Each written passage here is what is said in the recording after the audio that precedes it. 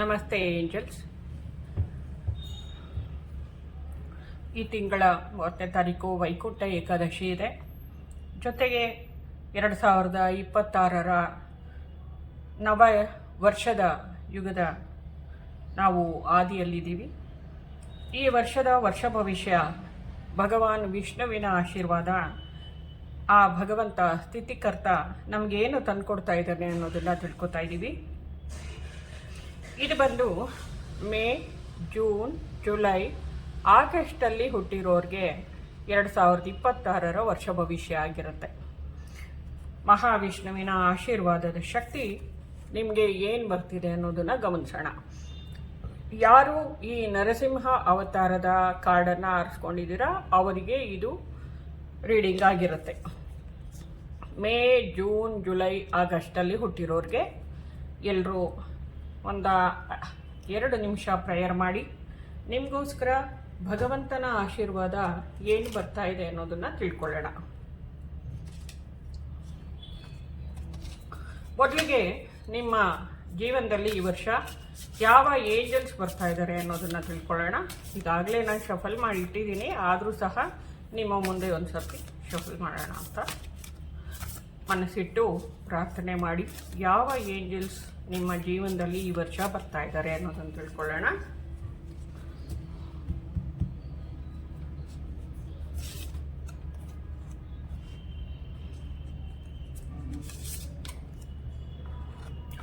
Fire guardian ಬರ್ತಾ ಇದ್ದಾರೆ.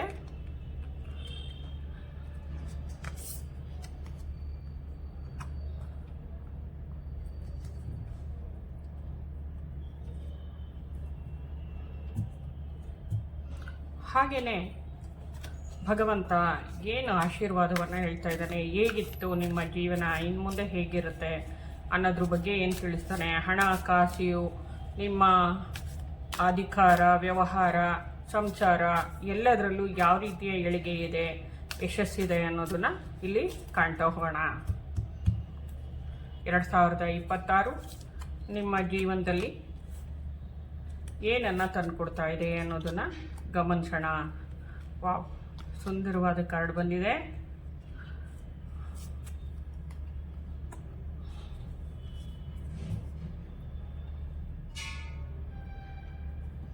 ಹಾಗೆಯೇ ಇನ್ನೊಂದಷ್ಟು ಮೆಸೇಜ್ಗಳು ಏನಿದೆ, ಮಾರ್ಗದರ್ಶನ ಏನಿದೆ ಗುರುಗಳಿಂದ ಅಂತ ತಿಳ್ಕೊಳ್ಳೋಣ.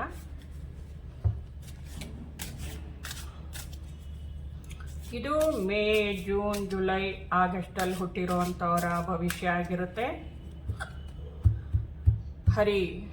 ಶ್ರೀ ಹರಿಯ ಆಶೀರ್ವಾದ ನಿಮಗೆ ಏನೇನು ಒಳ್ಳೆಯದನ್ನು ತಂದುಕೊಡ್ತಾ ಇದೆ, ನೀವು ಏನು ಗಮನಿಸಿ ಹೇಗೆ ಮುಂದುವರಿಬೇಕು ಅನ್ನೋದನ್ನು ತಿಳಿಸ್ತಾ ಇದೆ ಅಂತ ಗಮನಿಸೋಣ.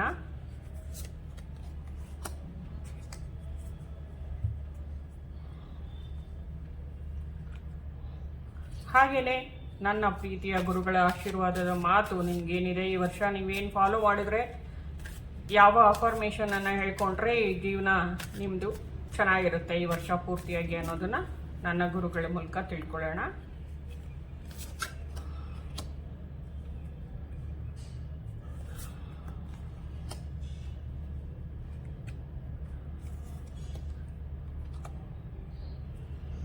ಇವೆರಡು ಸೆಟ್ಟು ಉಲ್ಟಾ ಬಂದಿದೆ ಅನ್ನಿಸ್ತಾ ಇದೆ.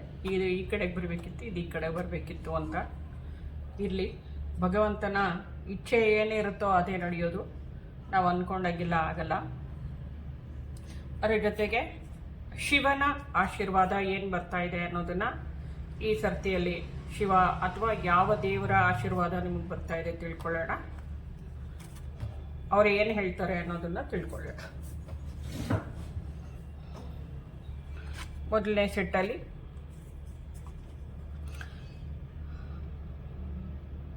ನೀವು ನಿಮ್ಮ ಭೂತಕಾಲದ ಎಲ್ಲ ವಿಷಯಗಳನ್ನು, ಕಷ್ಟಗಳನ್ನು, ನೋವುಗಳನ್ನು ಫಸ್ಟು ಬಿಡುಗಡೆ ಮಾಡಬೇಕು. ಈ ವರ್ಷ ಮುಗಿಯೋದ್ರೊಳಗಡೆ ಅದನ್ನೆಲ್ಲನೂ ಈ ಹಾವು ಪೊರೆಯನ್ನು ಬಿಡೋ ರೀತಿಯಲ್ಲಿ ಬಿಟ್ಟಾಕಿ ನಿಮ್ಮ ಮನಸ್ಸಿಗೆ ಈ 2-3 ದಿವಸಗಳಲ್ಲಿ ರೆಸ್ಟನ್ನು ಕೊಡಬೇಕು. ಆಮೇಲೆ ನವ ವರ್ಷದಲ್ಲಿ ಹೊಸದಾಗಿ ಚಿಗುರುತ್ತೆ. ಈ ತಿಂಗಳನ್ನು ನೀವು ಓದ್ತಾ ಇರ್ಬೋದು, ಅಂದರೆ ಈ ಮಾಸವನ್ನು ಓದ್ತಾ ಇರ್ಬೋದು ನೀವು, ವಸಂತವನ್ನು. ಇಲ್ಲಿ ನೋಡಿ, ನೀವು ಮುಂದಕ್ಕೆ ವಸಂತ ಮಾಸವನ್ನು ತಂದ್ಕೋಬೇಕು. ನಿಮಗೆ ನೀವು ಹೊಸ ಚಿಗುರನ್ನು ನಿಮ್ಮಲ್ಲಿ ನೀವು ತಂದ್ಕೋಬೇಕು. ಅದಕ್ಕೆ ಬರೋದಿಲ್ಲ, ಎಲ್ಲನೂ ನೀವೇನೇ ತಂದ್ಕೋಬೇಕು. ಇದು ಕಾಗೆ ನಿಮ್ಮ ಪೂರ್ವಜರನ್ನು ಸೂಚಿಸುತ್ತೆ. ಅಂದರೆ ನಿಮ್ಮ ಪಿತೃದೇವತೆಗಳು ನಿಮಗೆ ಸಹಾಯ ಮಾಡ್ತಾ ಇದ್ದಾರೆ. ನಿಮಗೆ ಇಷ್ಟವಾದವರು ಯಾರನ್ನ, ನಿಮ್ಮ ಅಜ್ಜಿ ತಾತ ನಿಮ್ಮನ್ನು ತುಂಬ ಪ್ರೀತಿಸ್ತಾ ಇದ್ದವರು, ಗತಿಸಿರೋರು ಇದ್ದರೆ ಅವರ ಆಶೀರ್ವಾದ ಇದೆ ಅಂತ ಅರ್ಥ. ನೋಡಿ, ಈ ವರ್ಷ ಪೂರ್ತಿಯಾಗಿ ಅವರು ನಿಮಗೆ ಏಂಜಲ್ ಥರ ನಿಮ್ಮ ಜೊತೆಗಿರ್ತಾರೆ. ನೋಡಿ, ದ್ವಂದ್ವ ಮನಸ್ಥಿತಿ ಬೇಡ. ಇದು ಮಾಡಲಾ ಅದು ಮಾಡಲಾ ಅನ್ನೋವಂಥ ದ್ವಂದ್ವ ಮನಸ್ಥಿತಿ ಈ ವರ್ಷದಲ್ಲಿರುತ್ತೆ. ನೀವು ಆ ಕಾರಣಕ್ಕೆ ಏನು ಮಾಡಬೇಕು, ಅರ್ಥನ ಅಂದರೆ ನೀವು ಮೂಲಾಧಾರ ಚಕ್ರದ ಮೇಲೆ ಧ್ಯಾನನ ಮಾಡಬೇಕು. ಮತ್ತು ನಂಬರ್ 2 ಅನ್ನು ಸೂಚಿಸ್ತಾ ಇದೆ ಸ್ವಾಧಿಷ್ಠಾನ ಚಕ್ರ, ಅಂದರೆ ಕಿಬ್ಬೊಟ್ಟೆಯ ಭಾಗ. ಇದು ಭಾವನೆಗಳನ್ನು ಸೂಚಿಸುತ್ತೆ, ಭಾವನೆಗಳ ಏರುಪೇರು. ಮತ್ತು ಒಂದೇ ಮನಸ್ಥಿತಿ ಇರೋದಕ್ಕೆ, ಅದನ್ನು ಸರಿ ಮಾಡ್ಕೊಳ್ಳೋದಕ್ಕೆ ನಾವು ಯಾವುದನ್ನು ಮಾಡಬೇಕು, ಮೂಲಾಧಾರ ಚಕ್ರ ಹಾಗೂ ಸ್ವಾಧಿಷ್ಠಾನ ಚಕ್ರದ ಧ್ಯಾನ ಮಾಡಬೇಕು. ಇವೆರಡನ್ನ ಆಕ್ಟಿವೇಟ್ ಮಾಡಿಕೊಂಡ್ರೆ ನೀವು ಈ ವರ್ಷ ಬಹಳ ಸುಂದರವಾಗಿದೆ ನಿಮ್ಮ ಜೀವನ ಅನ್ನೋದನ್ನು ತಿಳಿಸ್ತಾ ಇದ್ದಾರೆ. ನಿಮ್ಮಲ್ಲಿ ಎನರ್ಜಿ ಚೆನ್ನಾಗಿದೆ, ಶಕ್ತಿ ಇದೆ, ಜೀವನದಲ್ಲಿ ಪ್ರೀತಿ ಮತ್ತು ಬ್ಯಾಲೆನ್ಸ್ ಮಾಡೋವಂಥ ಶಕ್ತಿ ಕೂಡ ಇದೆ. ಎಲ್ಲವನ್ನು ಉಪಯೋಗಿಸ್ಕೊಳ್ಳಿ. ನಿಮ್ಮೊಳಗಡೆ ಇರುವಂತಹ ಈ ಒಳ್ಳೆ ಗುಣಗಳನ್ನು ಉಪಯೋಗಿಸ್ಕೊಂಡು ಈ ವರ್ಷ ಮಾರ್ಗದರ್ಶನ, ಈ ಭಗವಂತನ, ನಿಮ್ಮ ಪೂರ್ವಜರ ಮತ್ತು ಈ ಶಮಾನಿಕ್ ಅನಿಮಲ್ಗಳ ಸಹಾಯವನ್ನು ಪಡ್ಕೊಳ್ಳಿ ಅಂತ ಅನ್ನೋದನ್ನು ತಿಳಿಸ್ತಾ ಇದ್ದಾರೆ. ಮತ್ತು ಎರಡೆರಡು ಅವಕಾಶಗಳು ಸಿಗಬಹುದು ಈ ವರ್ಷ. ನಿಮಗೆ ಎರಡೆರಡು ಗೋಲ್ಡನ್ ಅವಕಾಶಗಳು ಸಿಗುತ್ತೆ. ಇದನ್ನು ಉಪಯೋಗಿಸ್ಕೊಳ್ಳೋಕ್ಕೆ, ಮ್ಯಾನೇಜ್ ಮಾಡೋದಕ್ಕೆ ನಿಮ್ಮ ಪೂರ್ವಜರ, ನಿಮ್ಮ ಏಂಜಲ್ಸ್ಗಳ, ದೇವರುಗಳ ಸಹಾಯವನ್ನು ನಿಮ್ಮ ಅಂತಃಪ್ರಜ್ಞೆಯ ಮೂಲಕ ತಗೊಂಡಾಗ, ಧ್ಯಾನ ಮಾಡುವ ಮೂಲಕ ತಗೊಂಡಾಗ ಸರಿಯಾದ ತೀರ್ಮಾನ ತಗೋತೀರಿ. ಮತ್ತು ಒಳ್ಳೆ ಅಧಿಕಾರಿಯಾಗುವಂಥ ಅವಕಾಶಗಳಿದೆ ಈ ವರ್ಷದಲ್ಲಿ. ಒಳ್ಳೆ ಕೆಲಸ ಸಿಗೋದಿದೆ. ಆಮೇಲೆ ಜೀವನ ಬ್ಯಾಲೆನ್ಸ್ ಆಗೋದ್ರಲ್ಲಿದೆ. ಮತ್ತು ಜೀವನನ ಬ್ಯಾಲೆನ್ಸ್ ಮಾಡ್ಕೊಂಡು ಬದುಕುವಂಥ ಕಲೆ ಕೂಡ ನಿಮ್ದಾಗೋದಿದೆ. ಭಗವಂತ ಇಷ್ಟನ್ನು ಕೊಡ್ತಿದ್ದಾನೆ, ಸ್ವೀಕರಿಸ್ತಾ ಇದ್ದೀರಾ. ನೋಡಿ ಎಷ್ಟು ಪೂರಕವಾಗಿ ಒಂದೊಂದು ಕಾರ್ಡು ಬರುತ್ತೆ ಅಂದರೆ, ನಾವು ಕಾರ್ಡ್ಸನ್ನು ರೀಡ್ ಮಾಡಿದ್ರೂ ಒಂದು ಸಾರ್ಥಕ. ನಮಗೂ ಈ ಯೋಗ್ಯತೆ ಇದೆ ಅನ್ನೋದನ್ನು ಕಾರ್ಡ್ಸು, ಏಂಜಲ್ಸು ಪ್ರೂವ್ ಮಾಡ್ತಾ ಹೋಗ್ತಾರೆ. ನೋಡಿ, ನಿಮ್ಮ ಪೂರ್ವಜರೊಂದಿಗೆ ಸಂಪರ್ಕ ಸಾಧಿಸಿ. ಏನಿಲ್ಲ, ಸಂಪರ್ಕ ಸಾಧಿಸೋದು ಅಂತಂದರೆ ಅವರನ್ನು ನೆನೆಸ್ಕೊಂಡು ನನಗೆ ಸಹಾಯ ಮಾಡಿ ಅಂತ ಕೇಳ್ಕೊಂಡ್ರೆ ಸಾಕು, ಅಷ್ಟೇ. ಮನಸ್ಫೂರ್ತಿಯಾಗಿ ನಾನು ಎಲ್ಲ ರೀತಿಗಳಿಂದಲೂ ನನ್ನ ಶಕ್ತಿಯನ್ನು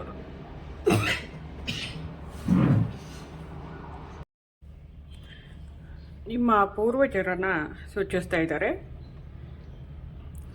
ನೀವು ಇವರ ಸಂಪರ್ಕವನ್ನು ಪಡ್ಕೊಳ್ತಾ, ಹೃದಯದಲ್ಲಿ ಇವರನ್ನು ನೆನೆಸ್ಕೊಳ್ತಾ,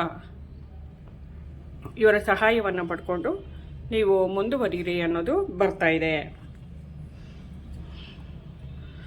ಎಲ್ಲದಕ್ಕೂ ತಾಳ್ಮೆ ಇರಲಿ, ನಂಬ್ರಿ ಭಗವಂತನನ್ನು, ಅವಕಾಶಗಳನ್ನು, ಜೀವನವನ್ನು ಎಲ್ಲದನ್ನು ನಂಬಬೇಕು ಅನ್ನೋದನ್ನು ತಿಳಿಸ್ತಾ ಇದ್ದಾರೆ. ನಿಮಗೆಲ್ಲ ಒಳ್ಳೆಯದೇ ನಡೆಯೋದಿದೆ ಈ ವರ್ಷದಲ್ಲಿ, ಎಲ್ಲ ಒಳ್ಳೆಯದೇ ನಡೆಯೋದಿದೆ. ತಾಳ್ಮೆಯಿಂದ ಕಾಯಿರಿ ಅಂತ ಬರ್ತಾ ಇದೆ. ನೀವೇ ಓದ್ಕೊಳ್ಳಿ ಒಂದು ಸರ್ತಿ.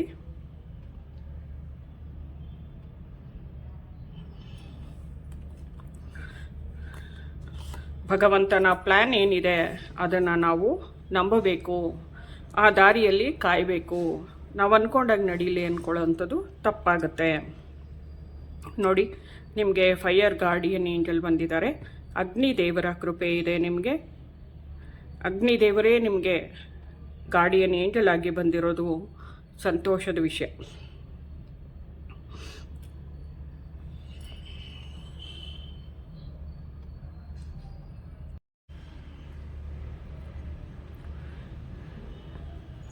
ಏಂಜಲ್ಸ್ ನಿಮ್ಮ ಜೀವನದಲ್ಲಿ ಬಂದು ಸಾಕಷ್ಟು ಸಹಾಯವನ್ನು ಈ ವರ್ಷದಲ್ಲಿ ಮಾಡ್ತಾರೆ. ನಿಮ್ಮ ಜೀವನದಲ್ಲಿ ಸಕಲ ಸಮೃದ್ಧಿಯನ್ನು, ಜೀವನದಲ್ಲಿ ನಿಮ್ಮ ಗುರಿಗಳನ್ನು ಸಂಪೂರ್ಣವಾಗಿ ಸಾಧಿಸಿರೋದನ್ನು ಇಲ್ಲಿ ತೋರಿಸ್ತಾ ಇದ್ದಾರೆ. ನಂಬರ್ 10 ಜೀವನದ ಕಂಪ್ಲೀಷನನ್ನು ತೋರಿಸುತ್ತೆ, ಗುಡ್ ಲಕ್ಕನ್ನು ತೋರಿಸುತ್ತೆ. ಕರ್ಮಗಳನ್ನು ರಿಲೀಸ್ ಮಾಡ್ತಾ ಇರೋದನ್ನು ತೋರಿಸುತ್ತೆ.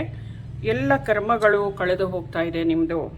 ಈ ವರ್ಷ ಸಂಪೂರ್ಣವಾದ ಅನಂತವಾದ ವರ್ಷ ಆಗುತ್ತೆ. ಮತ್ತು ನಿಮ್ಮ ಗುರಿಗಳನ್ನು ಆರಾಮವಾಗಿ ಸಾಧಿಸಿ ತೀರುವಂಥ ವರ್ಷ ಆಗಿದೆ ಇದು. ಒಳ್ಳೆ ಟರ್ನಿಂಗ್ ಪಾಯಿಂಟ್ ನಿಮ್ಮ ಜೀವನದಲ್ಲಿ ನೋಡಿ. ಒಳ್ಳೆ ಟರ್ನಿಂಗ್ ಪಾಯಿಂಟ್ ಅಂದರೆ ಒಂದು ಹೊಸ ಚಕ್ರಕ್ಕೆ ನಿಮ್ಮನ್ನು ಕರ್ಕೊಂಡು ಹೋಗ್ತಾ ಇದೆ. ಅಂದರೆ ಒಂದು ಸೈಕಲ್ ಮುಗೀತು, ಒಂದು ಜೀವನ ಚಕ್ರ ಮುಗೀತು, ಇವಾಗ ಹೊಸ ಕಡೆಗೆ ಹೋಗ್ತಾ ಇದ್ದೀರಾ, ಹೊಸ ಚಕ್ರದ ಕಡೆಗೆ ಅಂತ ಅರ್ಥ.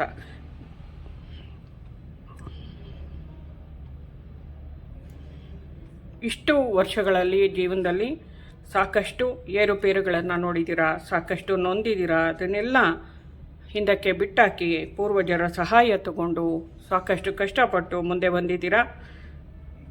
ಬರ್ತಾ ಇದ್ದೀರಾ.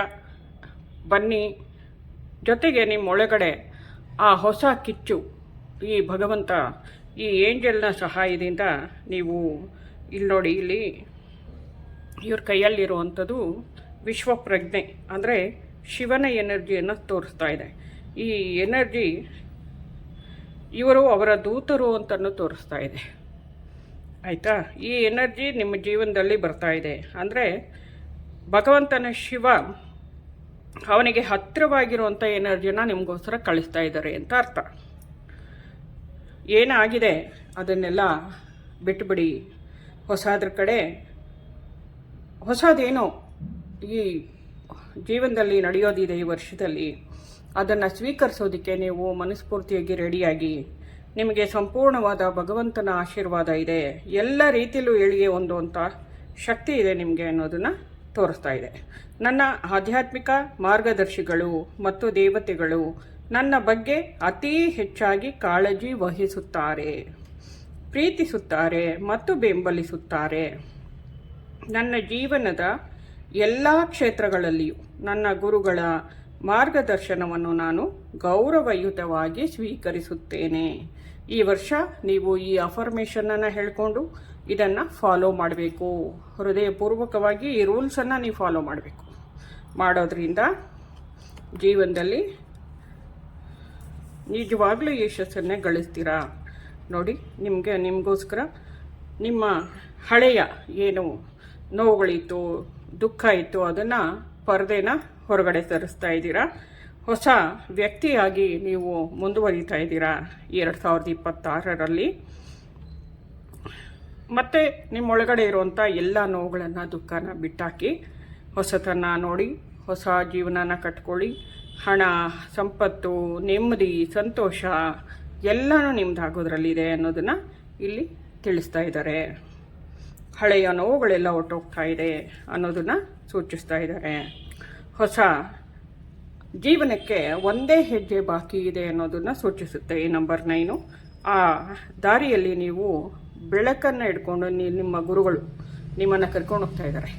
ದಂಡ ಹಿಡ್ಕೊಂಡು ಆ ಕಷ್ಟಕರವಾದ ದಾರಿ, ಇಷ್ಟು ದಿವಸ ನೀವೇನು ಬಂದರೆ ಅದರಿಂದ ನಿಮ್ಮನ್ನು ದಾಟಿಸಿ ನಿಮ್ಮನ್ನು ಏಳಿಗೆ, ಯಶಸ್ಸು, ಅಭಿವೃದ್ಧಿ ಕಡೆಗೆ ನಿಮ್ಮ ಗುರುಗಳು ಕರ್ಕೊಂಡು ಹೋಗ್ತಿದ್ದಾರೆ. ನಿಮಗೆ ಏನು ಭಯ ಇಲ್ಲ. ಆರಾಮವಾಗಿ ಈ ಬೆಳಕಲ್ಲಿ ಗುರುಗಳ ಮಾರ್ಗದರ್ಶನದಲ್ಲಿ, ಅಥವಾ ನಿಮ್ಮ ಮನೆ ದೇವರು ಅಂತ ಅನ್ಕೋಬೋದು, ಅವರ ಮಾರ್ಗದರ್ಶನದಲ್ಲಿ ನಿರ್ಭಯವಾಗಿ, ಇಲ್ಲಿ ಕೋಲು ಏನನ್ನು ಸೂಚಿಸುತ್ತೆ? ನಿರ್ಭಯತೆ. ನಮ್ಮಲ್ಲಿ ಸ್ಥಿರತೆಯನ್ನು, ದೃಢತೆಯನ್ನು, ನಂಬಿಕೆಯನ್ನು ಹೆಚ್ಚಿಸುವಂಥದ್ದು ಕೋಲು. ಇದನ್ನು ತಂದುಕೊಡ್ತಾ ಇದೆ ನಿಮಗೆ. ನಿಮ್ಮ ಆತ್ಮ ಏನು ಹುಡುಕ್ತಾ ಇತ್ತು ಜೀವನದಲ್ಲಿ ಇಷ್ಟು ವರ್ಷಗಳಿಂದ ಅಥವಾ ಇಷ್ಟು ಜನ್ಮಗಳಿಂದ, ಅದು ಇವಾಗ ಸಿಗೋದ್ರಲ್ಲಿದೆ ಅನ್ನೋದನ್ನು ಸೂಚಿಸ್ತಾ ಇದೆ. ನೀವೊಬ್ಬರೇ ಇಲ್ಲಿಲ್ಲ, ನಿಮಗೋಸ್ಕರ ನಿಮ್ಮ ಗುರುಗಳು, ದೇವತೆಗಳು ಅಂದರೆ ಏಂಜಲ್ಸು, ನಿಮ್ಮ ಪೂರ್ವಜರು ಎಲ್ಲರೂ ನಿಮ್ಮ ಜೊತೆಲಿದ್ದಾರೆ ಅನ್ನೋದನ್ನು ಸೂಚಿಸ್ತಾ ಇದೆ. ನಿಮ್ಮೊಳಗಡೆ ಇರುವಂತಹ ನಿಮ್ಮ ಅಂತಃಪ್ರಜ್ಞೆಯ ಮಾತನ್ನು ಕೇಳಿ, ನಿಮ್ಮ ಇಂಟ್ಯೂಷನ್ ಮಾತನ್ನು ಕೇಳಿ, ಮೆಡಿಟೇಷನ್ ಮಾಡಿ ಅನ್ನೋದನ್ನು ಇಲ್ಲಿ ಹೇಳ್ತಾ ಇದೆ. ಮೆಡಿಟೇಷನ್ ಮುಖ್ಯ ಅನ್ನೋದು ಇಲ್ಲಿ ಹೇಳ್ತಾ ಇದೆ. ಮತ್ತು ಒಬ್ಬರೇ ಕೂತ್ಕೊಂಡು ಸೈಲೆಂಟಾಗಿ ನಿಮ್ಮೊಳಗಡೆ ನೀವು ಗಮನಿಸೋದ್ರಿಂದ ಸರಿಯಾದ ಉತ್ತರಗಳು ಸಿಗುತ್ತೆ. ನೀವು ಏನನ್ನೂ ಜೀವನದಲ್ಲಿ ಕಳ್ಕೊಂಡ್ಬಿಟ್ಟಿದ್ದೀನಿ ಅನ್ನೋ ನೋವಲ್ಲಿರೋಷ್ಟಿಲ್ಲ. ಯಾಕೆಂದರೆ ನೀವೇನೂ ಕಳ್ಕೊಂಡಿಲ್ಲ ಅನ್ನೋದು ನಿಮಗೆಲ್ಲನೂ ಭಗವಂತ ಮತ್ತೆ ಹೊಸ ಹಾದಿಯಲ್ಲಿ ಹೋಗ್ತಾ ಇದ್ದೀರಾ. ಎಲ್ಲ ನಿಮ್ಮದು ಸಿಗುತ್ತೆ, ನೀವು ಅಂದ್ಕೊಂಡಿರೋದೆಲ್ಲ ಗಳಿಸ್ತೀರಾ ಈ ವರ್ಷದಲ್ಲಿ, ಇನ್ನು ಮುಂದಿನ ಜೀವನದಲ್ಲಿ ಅನ್ನೋದನ್ನು ಸೂಚಿಸ್ತಾ ಇದ್ದಾರೆ. ನೀವೇ ಓದ್ಕೊಳ್ಳಿ. ಕಾಣಿಸ್ತಾ ಇದೆ ಅನ್ಕೋತೀನಿ. ಹಾಂ, ಎಲ್ಲದಕ್ಕೂ ಕೃತಜ್ಞತೆಯನ್ನು ಸಲ್ಲಿಸಿ. ಸಿಂಪಲ್. ನೀವೇನು ಮಾಡಬೇಕು, ಇದನ್ನು ಹೇಳ್ಕೊತೀರಾ, ಜೊತೆಗೆ ಇದನ್ನು ಫಾಲೋ ಮಾಡ್ತೀರಾ. ನಾನು ಅನುಭವಿಸುತ್ತಿರುವ ಪ್ರತಿಯೊಂದು ಅನುಭವಕ್ಕೂ ನನ್ನ ಹೃದಯದಿಂದ ಕೃತಜ್ಞನಾಗಿದ್ದೇನೆ. ಪ್ರತಿಯೊಂದು ಸನ್ನಿವೇಶಕ್ಕೂ ಒಂದು ಉದ್ದೇಶವಿದೆ. ನಿಮ್ಮ ಜೀವನದಲ್ಲಿ ಏನೇನು ನಡೆದಿದೆ ಅದಕ್ಕೆಲ್ಲ ಒಂದು ಉದ್ದೇಶ ಇದೆ. ನಾನು ಅರಿತುಕೊಂಡಿದ್ದೇನೆ, ಅದಕ್ಕಾಗಿ ನಾನು ವಿಶ್ವಕ್ಕೆ ಧನ್ಯವಾದವನ್ನು ಹೇಳುತ್ತೇನೆ ಅಂತ ಹೇಳ್ತಾ ಇಲ್ಲಿ ಸೂರ್ಯ ದೇವರನ್ನು ಗಮನಿಸ್ತಾ ಇದ್ದೀರಾ. ಎಲ್ಲ ಅದೃಷ್ಟ ಸಂತೋಷನೇ ಮುಂದಿನ ದಿನಗಳಲ್ಲಿ. ಇದನ್ನಿಷ್ಟನ್ನು ಫಾಲೋ ಮಾಡ್ಕೋತಾ, ನೀವು ಗಮನಿಸ್ತಾ, ಧ್ಯಾನ ಮಾಡ್ಕೋತಾ, ನಿಮ್ಮಲ್ಲಿ ನೀವು ಅರಿವನ್ನು ಮೂಡಿಸ್ಕೊಂಡು ಬದುಕ್ತಾ ಹೋದರೆ ಎಲ್ಲವೂ ಸುಖಮಯವಾಗಿರುತ್ತೆ ಅಂತ ಹೇಳ್ತಾ, ನಿಮಗೆ ಬಂದಿರೋಂಥ ಸ್ಪೆಷಲ್ ವಾವ್ ನೋಡಿ. ನಿಮಗೋಸ್ಕರ ಶಿವ ಯಾರನ್ನು ಕಳಿಸಿದ್ದಾನೆ, ನಿಮಗೋಸ್ಕರ ಶಿವ ಯಾರನ್ನು ಕಳಿಸಿದ್ದಾನೆ ನೋಡಿ. ಅವನ ಆಶೀರ್ವಾದ, ಅವನ ಸಪೋರ್ಟ್ ನಿಮ್ಗೆ ಯಾವಾಗಲೂ ಇರುತ್ತೆ. ಆನಂದವಾಗಿ ಮುಂದುವರಿಯಿರಿ. ಇವನಲ್ಲಿರೋ ಧೈರ್ಯ, ಶಕ್ತಿ, ಆಶೀರ್ವಾದ ಎಲ್ಲ ನಿಮ್ದಾಗ್ತಾ ಇದೆ. ಈ ವರ್ಷ ಅಥವಾ ಈ ಮುಂದಿನ ಜೀವನ ಪೂರ್ತಿ ಭಗವಂತ ನಿಮಗೆಲ್ಲ ಒಳ್ಳೆಯದನ್ನೇ ಕೊಟ್ಟಿದ್ದಾನೆ. ದೇವರು ನಿಮ್ಮನ್ನು ತುಂಬ ಚೆನ್ನಾಗಿಟ್ಟಿರಲಿ ಅಂತ ಕೇಳ್ಕೊತೀನಿ. ಈ ಕಾರ್ಡನ್ನು ಓದೋದಕ್ಕೆ ನನಗೆ ಅವಕಾಶ ಕೊಟ್ಟಿರೋಂಥ ನಿಮಗೆ ಧನ್ಯವಾದನ ತಿಳಿಸ್ತೀನಿ. ಧನ್ಯವಾದ. ಒಳ್ಳೆಯದಾಗಲಿ.